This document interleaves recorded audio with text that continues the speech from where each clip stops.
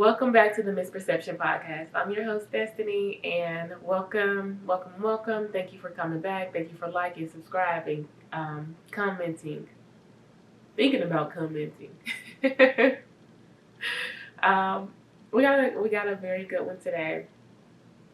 But thank you to everybody that takes the time to just watch these videos and follow my shorts and all that good fun stuff.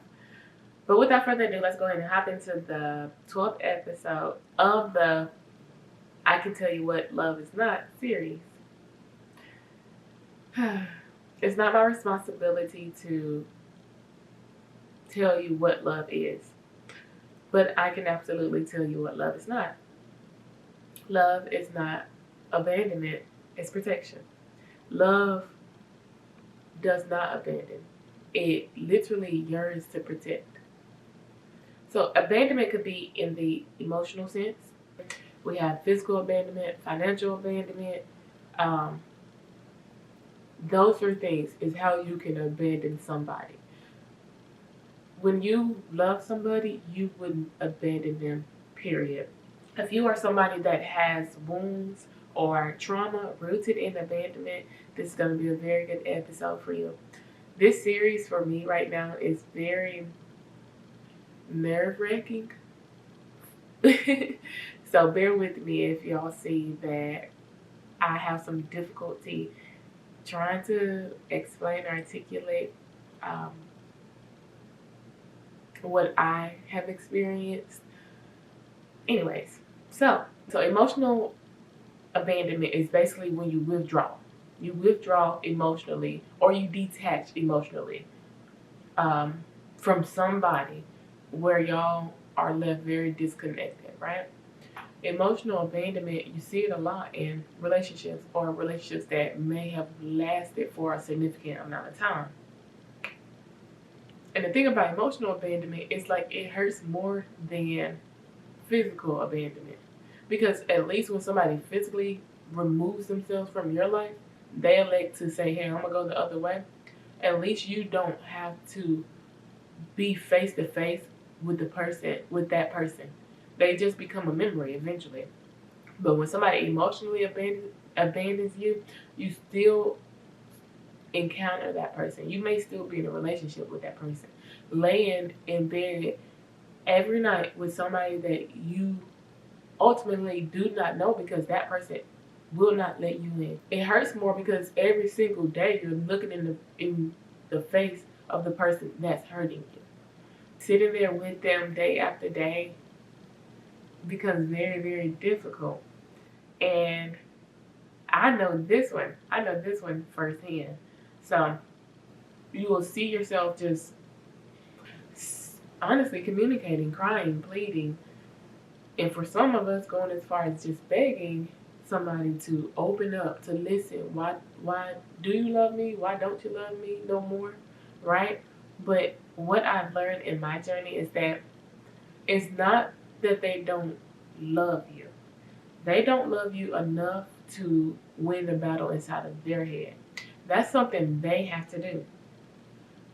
And until they are able to win that battle, they won't connect to you emotionally. They won't be able to attach themselves fully to you because they are having troubles internally. That is something that you cannot deal with. So if you have or are experiencing somebody that's emotionally withdrawing from you, it's your responsibility to leave. You can leave out of love. You can leave in love. But you gotta love yourself enough to notice when somebody isn't choosing you. Because honestly, sometimes people aren't even choosing themselves.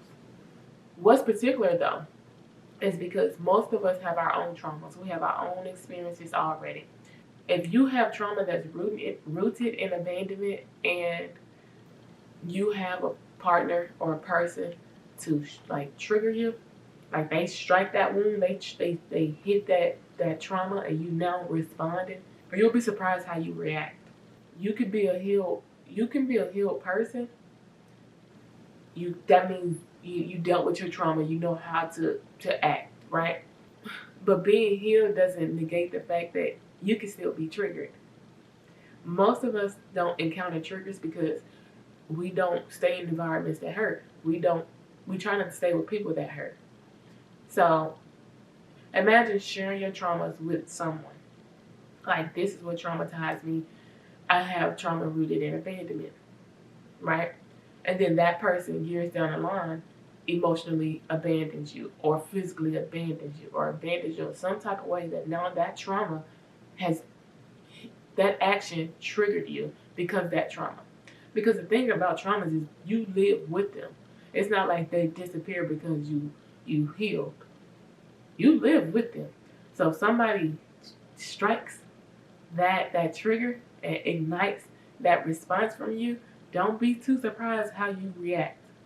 But I would say when you do react, because you will, be very mindful of what you're doing, how you're feeling, what happened. And that distinguishes how you move forward. When I had been in a long-term relationship and emotional abandonment became a thing, right? I noticed that when I started to respond to being abandoned, and despite all of my healing work and all of everything that I've already put out, is that it showed me my weak points. It showed me my strengths as well.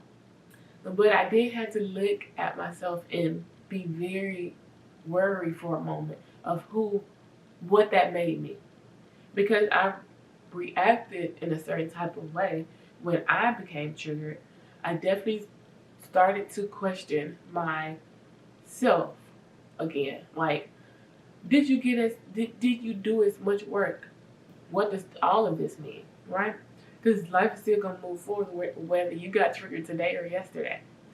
And in the moment where I was triggered and my abandonment wound was like struck, I questioned who I was because of how I responded. I questioned all of the work that I had done before that point. I still loved myself and I wanted to act in my best interest 100%. But I surprised myself in the things that I did. If somehow, somewhere, your abandonment wound or whatever trauma is struck for you, give yourself grace, be patient with yourself, and understand how your body responded. Because sometimes you have to listen to your body. Your body gonna tell you the truth. Our mouths and our minds, they'll try to convince us. We'll try to speak things into existence, and you know they're not true. Stop thinking the way that this ain't working out. Instead, we're like, oh no, it's working out. We're just having a bad moment. No, listen to your body. Your body don't lie, and give yourself grace, give yourself patience to learn what it is. I would say when my abandonment wound was struck, because I have trauma rooted in abandonment, I wanted to self-sabotage. And I intentionally tried to self-sabotage. I self-sabotaged because I believed that love, if I left this person, then I will be abandoning this person. And I can't abandon somebody I love. That's what it felt like to me. So I'm going back and forth with myself about, okay, I got a need that's going to meet. I'm still sabotaging so this person can leave and I won't be the bad guy. Honestly, even when I was self-sabotaging, I felt like the bad guy. And honestly, for the first time in my life, I've never felt like I done nothing intentionally to harm somebody else. Or that hurted somebody else, right? But I had to change my perspective because there's a genuine need that's going unmet here that I need in order to be as healthy and happy and as present as I can be in this relationship, not only for like the partner, but for myself. This emotional abandonment is ruining me. Like, it's ruining this relationship and it's ruining me too. Because I'm traumatized from this, and you know that. So, moving forward, what do, right? What do you do when you've been emotionally abandoned, you got abandonment trauma, and you still in love? You can leave. You can leave somebody and fully still be present. Well, be present for them from a distance. You can clap for them for a distance. Support them from a distance. Because the biggest priority that I think we all forget is that we take care of ourselves first. If this person is showing you that there is an inability for them to take care of you too, then go ahead, walk away. And if you're not walking away, knowing that knowing that this person is abandoning you and has betrayed your trust because they triggered that wound for you, they triggered you in that way, and then you can't walk away, then you're not as strong as you think you are. You're not as healed as you think you are. You can change a dynamic involving someone and still love them without abandoning them either. Right? You can change the dynamic, and that's why it's very important to know people, to genuinely have love for people. Because even if this doesn't work out in a romantic sense, okay, I still identify you as a friend. We're gonna have to, go on our own journeys now. But I can still support you in your endeavors if I'm able to. I can still clap for you when I see you win.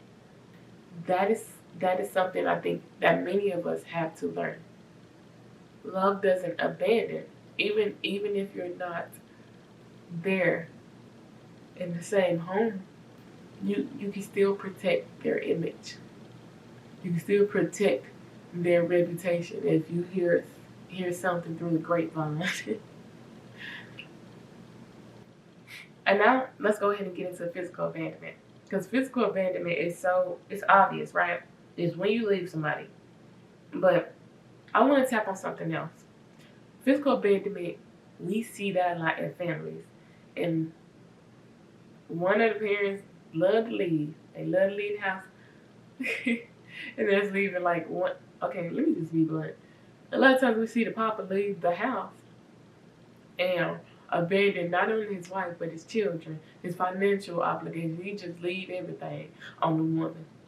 And that's really why that shit carry roots through generations. Like when that and they be talking about like women got daddy issues because you grew up in a single family house.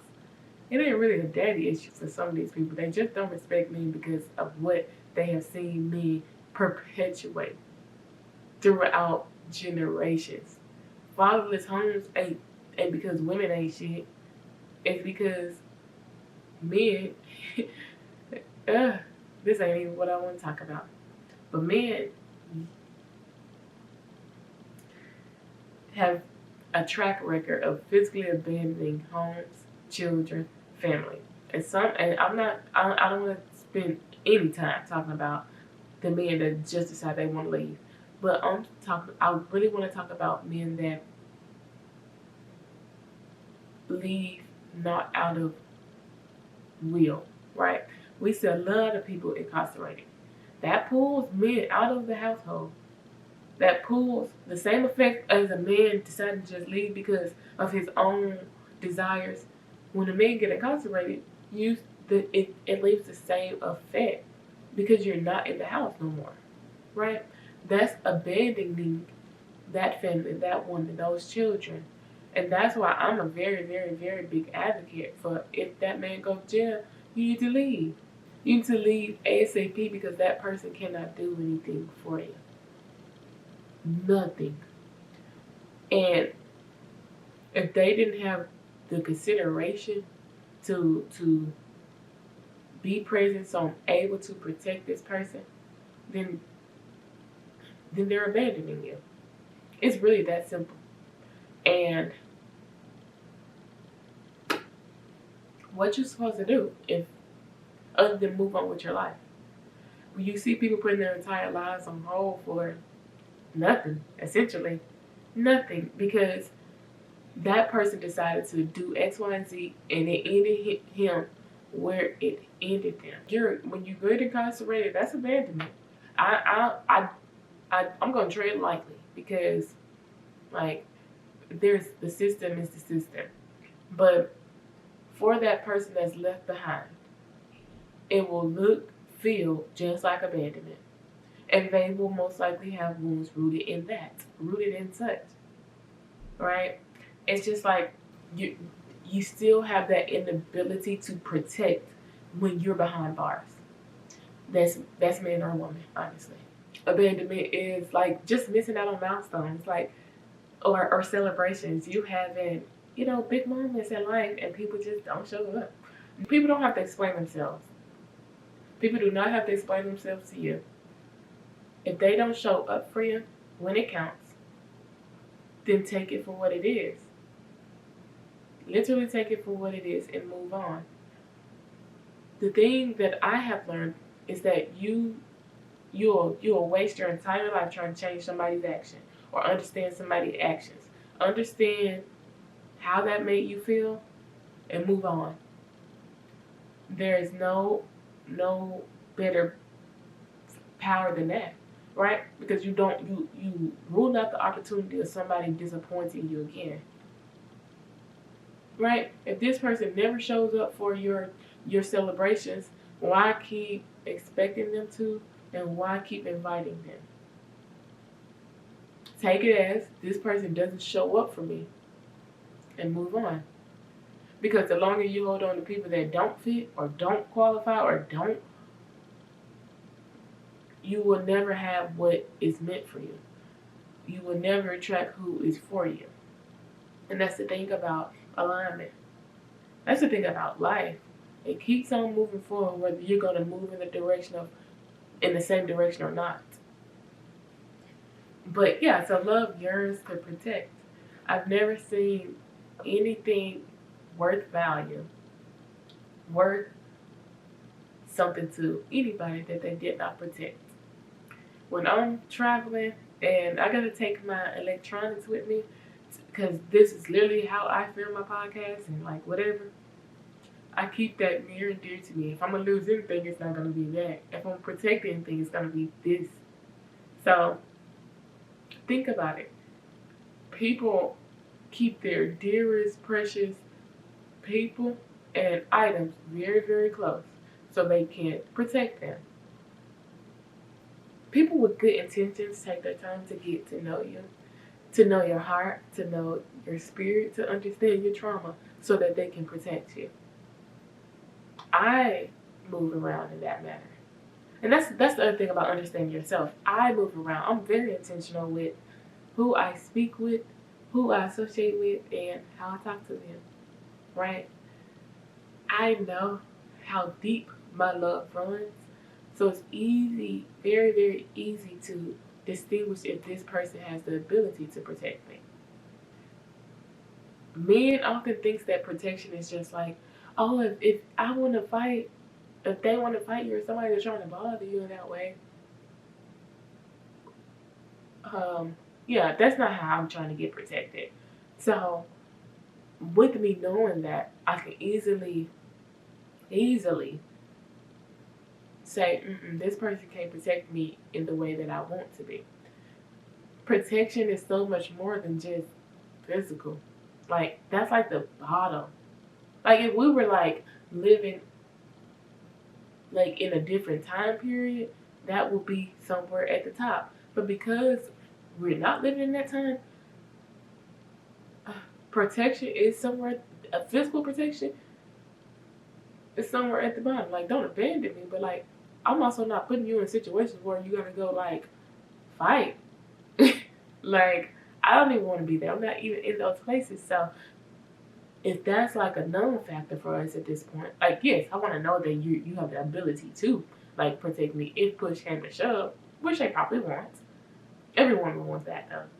But emotional protection is a very, very big thing for me because I know how I am.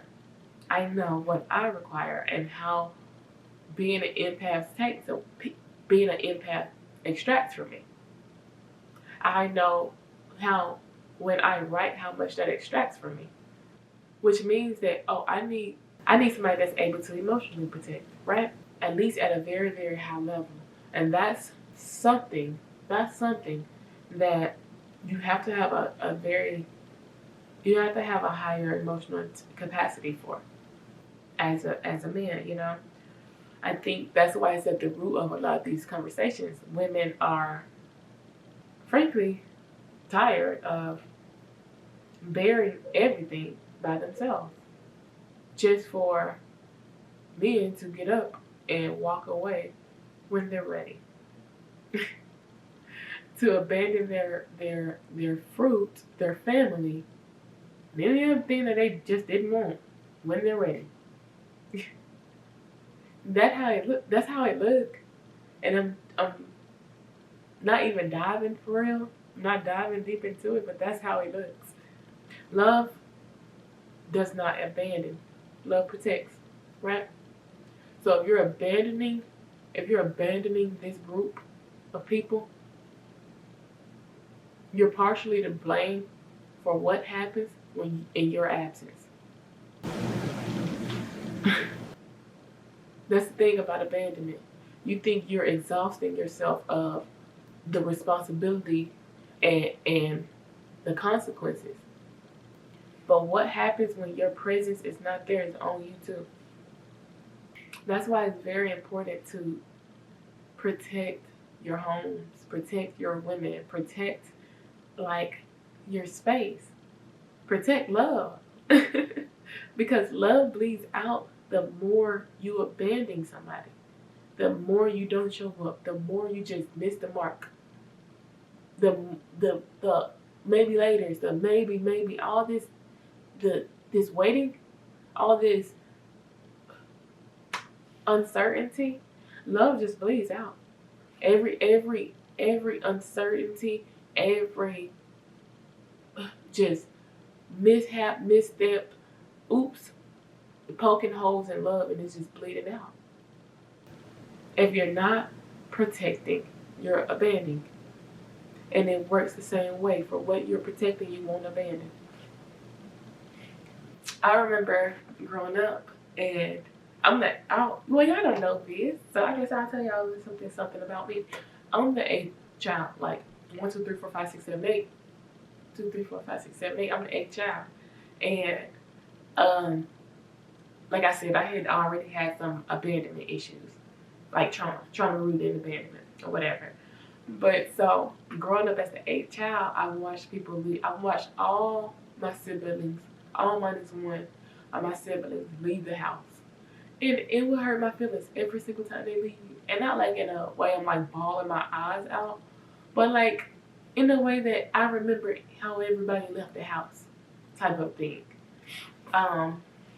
And as a younger girl and not really understanding my trauma at that moment, I wouldn't be sad, I'll be mad. Like, here they go leaving. Like, and unbeknownst to me at the time, it's like how I was storing that energy because like people gotta go live their lives. Like I know that now, so I'm excited. I'm celebrating all their milestones. But when I was younger, y'all, and these fools was starting to leave the house, I had an attitude. I was mad at some of them, and it was just like irritating because it's just like everybody keep leaving. Everybody keep leaving.